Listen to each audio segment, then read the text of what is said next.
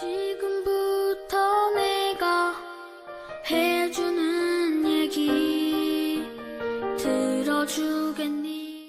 할렐루야. 12월 17일 금요일 새벽입니다. 주의 손에 나의 손을 포개고 찬양하겠습니다. 주 보혈 날 정결케 하고 주 보혈 날 자유케 하니 주 앞에 나 예배하는 이 시간 나의 모든 것을 주께 드리네. 주의 손 날 위해 찢기셨고 주의 발 날 위해 박히셨으니 이제는 내가 사는 것이 아니요 오직 주를 위해 사는 것이라. 주의 손에 나의 손을 포개고 또 주의 발에 나의 발을 포개요. 나 주와 함께 죽고 또 주와 함께 살리라. 영원토록 주 위에 살리라. 주의 손에 나의 손을 포개고 또 주의 발에 나의 발을 포개요. 나 주와 함께 죽고 또 주와 함께 살리라. 영원토록 주 위에 살리라. 주 위에 살리라. 오늘 하나님께서 주시는 은혜의 말씀은 신약성경 갈라디아서 1장 6절에서 10절 말씀이 되겠습니다. 갈라디아서 1장 6절에서 10절 말씀 봉독해 드리겠습니다. 그리스도의 은혜로 너희를 부르신 이를 이같이 속히 떠나 다른 복음을 따르는 것을 내가 이상하게 여기노라. 다른 복음은 없나니 다만 어떤 사람들이 너희를 교란하여 그리스도의 복음을 변하게 하려 함이라. 그러나 우리나 혹은 하늘로부터 온 천사라도 우리가 너희에게 전한 복음 외에 다른 복음을 전하면 저주를 받을지어다. 우리가 전에 말하였거니와 내가 지금 다시 말하노니 만일 누구든지 너희가 받은 것 외에 다른 복음을 전하면 저주를 받을지어다. 이제 내가 사람들에게 좋게 하랴 하나님께 좋게 하랴 사람들에게 기쁨을 구하랴. 내가 지금까지 사람들의 기쁨을 구하였다면 그리스도의 종이 아니니라. 아멘. 오늘은 다른 복음은 없다, 다른 복음은 없다라는 제목으로 하나님 말씀을 상고하겠습니다. 방금 읽은 본문 내용은 사도 바울이 갈라디아서를 기록한 목적을 기술한 것입니다. 참 복음, 오직 은혜로 하나님의 의로운 자녀로 살아가게 하는 이 복음을 온전히 알리기 위해서 이 편지 갈라디아서를 쓴다라는 것이죠. 이 말씀을 통해 이 바울에게 이 갈라디아서를 써야 될 강력한 이유가 있었구나 하는 것을 발견하게 됩니다. 갈라디아의 교회들에게 이 갈라디아서 이 편지를 써서 보내야 될 분명한 이유가 있었다 하는 거지요. 그것은 바로 갈라디아 교회에 다른 복음이 들어왔기 때문입니다.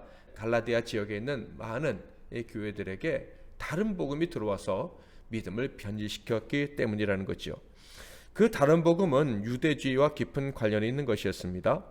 은혜의 복음을 받은 유대인들은 이방인도 하나님의 백성이 될 수 있음은 인정했습니다. 그러나 이 이방인들이 참 하나님의 백성이 되려면 유대인이 되어야 된다는 생각을 버리지 못했습니다. 그들의 민족 우월주의, 선민사상 때문에 유대인이 되어야지만 이방인도 아브라함의 자손이 되고 아브라함이 주신 언약을 받아 누릴 수 있다는 생각을 버리지 못했던 것입니다.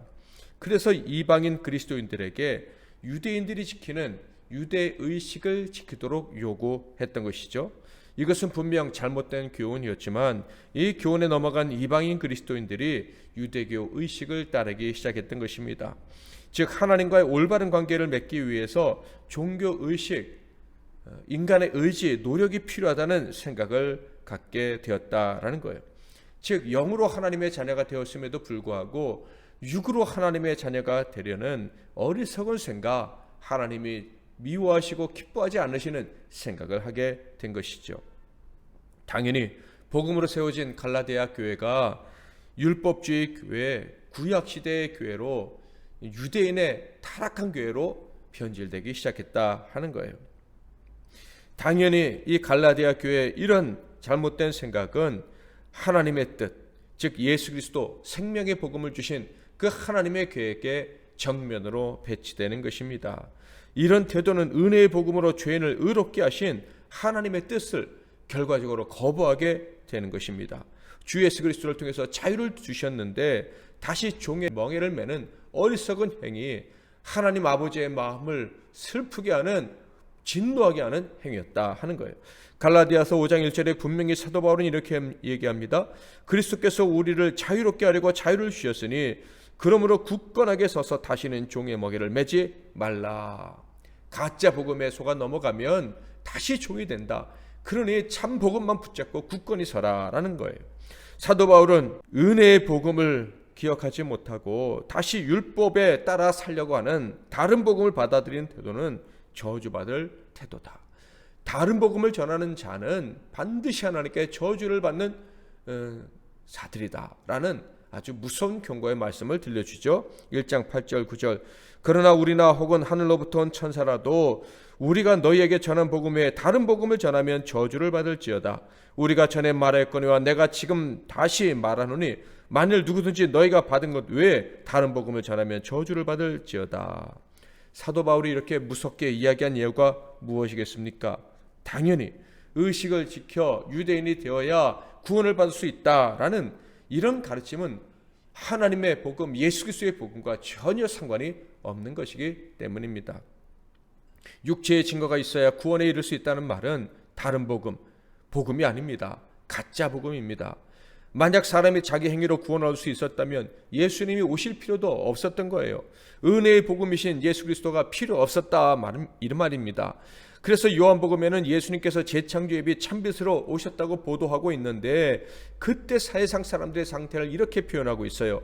요한복음 3장 19절 그 정죄는 이것이니 곧 빛이 세상에 왔을 때 사람들이 자기 행위가 악함으로 빛보다 어둠을 더 사랑한 것이라. 사람들의 행위가 악했다고 합니다. 그래서 빛보다 어둠을 더 사랑했다고 합니다. 이는 그들에게 새로운 구원의 희망이 없었다라는 거예요. 그들은 구원의 희망을 바라지도 않았다는 거예요. 자신의 행위로 구원을 얻어야겠다고 생각하는 사람들, 즉 우리의 행위로 의로워질 수 있다고 생각하는 유대교인들 모두는 다 행위가 악했다 하는 거예요. 그러니까 유대인이나 이방인이나 다 행위가 악했다는 거예요. 구원을 얻을 수가 없었다는 것입니다. 새로운 피조물이 될 수가 없었다는 거예요. 그래서 예수님이 오셨다 하는 거예요. 예수님이 아니었다면 유대인들 중에 그 누구도 자신의 행위로 구원 얻을 희망을 가진 사람은 없었다 하는 거예요. 이러한 유대인의 상태는 예수님 오셨을 때 그때에만 있었던 상태가 아닙니다. 이미 구약성경에 말씀하신 그대로였던 거예요. 이미 구약시대부터 과거부터 그들은 희망이 없었던 존재였다 하는 거예요. 로마서 3장 10절에서 12절은 이사야서의 말씀을 인용하였는데 기록된 바 의인은 없나니 하나도 없으며 깨닫는 자도 없고 하나님을 찾는 자도 없고 다 치우쳐 함께 무익하게 되고 선을 행하는 자는 없나니 하나도 없도다. 구원의 복음은 오직 하나밖에 없습니다. 사람의 행위로 구원 얻을 길은 전혀 없습니다. 갈라디아 3장 11절 또 하나님 앞에서 아무도 율법으로 말미암아 의롭게 되지 못할 것이 분명하니 이는 의인은 믿음으로 살리라 하였습니다. 오직 믿음으로만 의롭다 하심을 받는 것입니다. 하나님이 선물로 주신 그 믿음, 예수 그리스도를 믿는 믿음, 참빛으로 오신 재창조의 빛인 예수님을 믿고 그분을 주인으로 모시는 믿음, 이것만이 의롭다 하심을 얻게 하고 영원히 하나님의 자녀가 되게 하는, 구원을 받게 하는 길이다 하는 것입니다. 당연히 아브라함의 자손이 되는 것도 율법을 지키고 유대인의 의식을 지킴으로 되는 것이 아니라 믿음으로 되는 것입니다. 갈라디아 3장 9절 그러므로 믿음으로 말미암은 자는 믿음이 있는 아브라함과 함께 복을 받느니라. 따라서 행위로 된다고 주장하는 복음은 그건 복음이 아닙니다. 다른 복음, 가짜 복음입니다. 엄밀하게 말해서 다른 복음이라고 할 수도 없고요. 그건 그 자체로 가짜입니다. 복음이라는 말을 붙일 수도 없는 거예요. 오직 바울은 참된 복음만 전했죠. 그런데 갈라디아 교회들 안에 가짜 복음이 들어왔다. 참으로 사도 바울 입장에서는 받아들이기가 어려운 현실이었습니다. 6절 그리스도의 은혜로 너희를 부르신 이를 이같이 속기 떠나 다른 복음을 따르는 것을 내가 이상하게 여기노라. 놀라운 복음으로 새롭게 태어난 자들이 갈라디아 지역에 있는 교회들의 교인들이었습니다. 그런데 가짜 복음에 넘어갔다. 이것을 사도 바울이 받아들이기가 얼마나 어려웠겠습니까? 그렇지만 그는 그 이유를 찾아야 됐고 그리고 정확하게 그 이유를 진단해 내어야 했습니다. 그가 진단한 것은 이것이었어요. 7절 다른 복음은 없나니 다만 어떤 사람들이 너희를 교란하여 그리스도의 복음을 변하게 하려 함이라. 속이는 자들이 스며들어와서 그리스도께 받은 그리스도로 말미암은 이 복음을 살짝 가짜로 바꾸려 했기 때문에 너희들이 속아 넘어갔다라는 거예요. 사도 바울을 포함한 어떤 사도들도 다른 복음, 즉 행위를 요구하는 복음을 전한 적이 없습니다. 만약에 자신들이 그런 행위를 요구하는 복음을 전한다면 저주를 받을 것이라고 분명하게 생각하고 있었기 때문이죠. 그런 복음을 전한다면 예수, 즉 영원한 왕이신 그분의 공로를 깎아내리는 정도가 아니라 완전히 헐어버리는 죄를 범하는 것으로 형벌을 피할 수 없다고 생각했던 것입니다. 그래서 참된 교회는 진정한 복음만 받아들였던 거예요. 그런데 어느 날 보니까 사도가 아닌 가짜 그리스도인들이 숨어 들어와서 다른 복음을 전했던 거예요. 물론 그들도 명목상은 그리스도인들이었습니다. 복음을 듣고 예수를 구주로 영접했다고 고백하던 자들이었습니다. 그러니 유대교가 아닌 그리스도인들의 모임, 그 교회에 들어올 수가 있었던 것이죠. 복음을 듣고 그리스도인이라는 칭호를 얻었는데 왜 가짜 복음을 전해서 성도들을 넘어뜨리려 했습니까? 왜 하나님의 무서운 진노를 자초하는 일을 했을까요? 그 이유는 다음의 구절을 통해서 짐작할 수가 있습니다. 10절 이제 내가 사람들에게 좋게 하랴 하나님께 좋게 하랴 사람들에게 기쁨을 구하랴 내가 지금까지 사람들의 기쁨을 구하였다면 그리스도의 종이 아니니. 바로 가짜 복음을 전하는 자들은 사람을 좋게 하려는 자들이었기 때문임을 알 수가 있습니다. 그들은 하나님이 아닌 사람들에게서 기쁨을 구하는 자였다 하는 거예요. 고린도 교회가 왜 망했고 왜 망한 교회처럼 그렇게 변질이 되고 말았습니까? 왜 그 은혜롭던 교회가 심각한 분쟁을 안고 서로 다투는 교회가 되었습니까? 바로 자기 자랑, 육신의 자랑 때문이 아니었습니까? 다른 복음을 전하는 자들 역시 똑같다. 그들 역시도 육신을 자랑하는 자들이기 때문에 참 복음을 전하지 않고 가짜 복음을 전했다라고 이야기를 하는 거예요. 그러니까 그들은 그리스도인이라고 했지만 성령으로 온전히 거듭나지 않은 사람이었구나 하는 것을 알 수가 있습니다. 당시 사람의 기쁨을 구하는 것이란 무엇이었을까요? 가장 큰 것이 바로 유대 우월주의였습니다. 유대인의 우월감을 회복하는 것. 우리는 서민인데 왜 로마 제국의 종이 되고 오랫동안 이렇게 힘들게 살아야 되느냐. 자존심이 완전히 망가졌는데 이 예수 때문에 우리의 자존심을 회복할 수 있다라는 이 생각. 이방인들이 예수 믿으니까 봐라 우리가 더 우월하지 않느냐. 이 우월함을 확고하게 하려는 이 헛된 야망. 이것들 때문에 가짜 복음을 전했을 것이다 하는 거예요. 인간적인 자랑을 위해서 가짜 복음을 창조해내었다 하는 거예요. 육적인 자랑을 위해 복음과 관련이 없는 것을 복음으로 둔갑시켰다라는 거예요. 의롭다 하심을 받고 구원받는 일, 곧 하나님의 자녀가 되는데 아무런 관계가 없는 것을 마치 가장 큰 영향력을 끼치는 것처럼 속여서 전했다 하는 것입니다. 자, 그렇다면 오늘날 우리 이 시대의 교회 성도들이 사람의 기쁨을 구하는 일이 있다면, 그래서 다른 복음을 혹시 전한다면 그 이유가 무엇일까요? 오늘날 많은 사람들이 원하는 것이 무엇인지 생각하면, 많은 사람들이 가장 원하는 것이 무엇인지 생각하면 금방 답을 얻을 수 있었을 것입니다. 당시에는, 즉 사도 바울 당시에는 유대 우월주의가 복음보다 더 자랑스럽게 여기고 싶은 그런 것이었다면 오늘날은 아마 돈과 명예, 건강 이런 것들이 아닐까 생각합니다. 당시에는 이스라엘 해방, 민족의 자존심 회복이 가장 큰 공동의 목표였다면 오늘날은 돈이 아닐까, 명예가 아닐까, 세상 자랑 그런 것들이 아닐까라는 생각을 해봅니다. 우리는 지금 먹고 살만하죠. 그래서 사람들은요, 남들보다 더 높아지려는 야망을 갖고 있어요. 좀 더 편하고 쉽게 살아보려는 야망이 있습니다.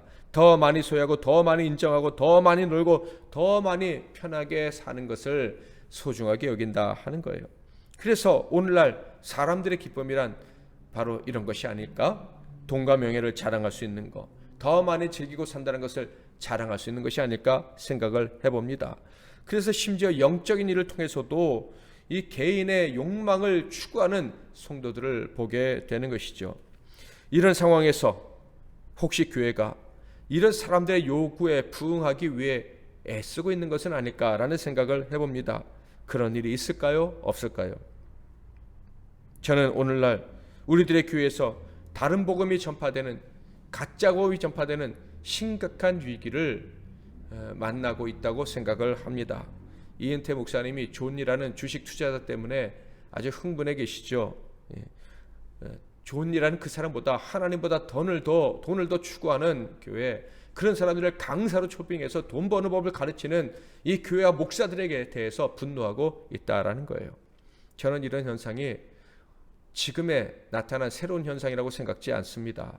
전부터 많은 교회들 안에서, 적어도 제가 경험한 몇몇 교회들 안에서 만연해 있는, 횡행하는 그런 거짓되고 악한 신앙의 형태라고 저는 생각하고 있습니다. 교회는 돈 잘 버는 법을 가르치고 그래야 하나님의 영광을 드러낼 수 있다고 가르치는 곳이 되어서는 절대 안 됩니다. 오직 복음만을 전하는 곳이어야 되는 거예요. 이 복음으로 변화된 자들에게 하나님의 사명을 주시고 사명에 따라 필요하다면 물질도 주시는 것입니다. 물론 가난해야 된다면 가난함도 허락하시는 것이죠. 그러니까 절대 돈을 많이 번 자들이 주를 위해 사는 것이 아니다라는 거예요. 돈을 벌면 주를 위해서 더 아름답게 멋지게 살 수 있다라는 것은 가짜 교훈입니다. 돈을 많이 벌어 하나님의 영광을 올려드린다? 천만의 말씀이요. 성경에서 어디 그렇게 가르치십니까? 먼저 그 나라와 그 의를 구하면 나머지 것을 더해 준다고 말씀하고 계시지 않습니까?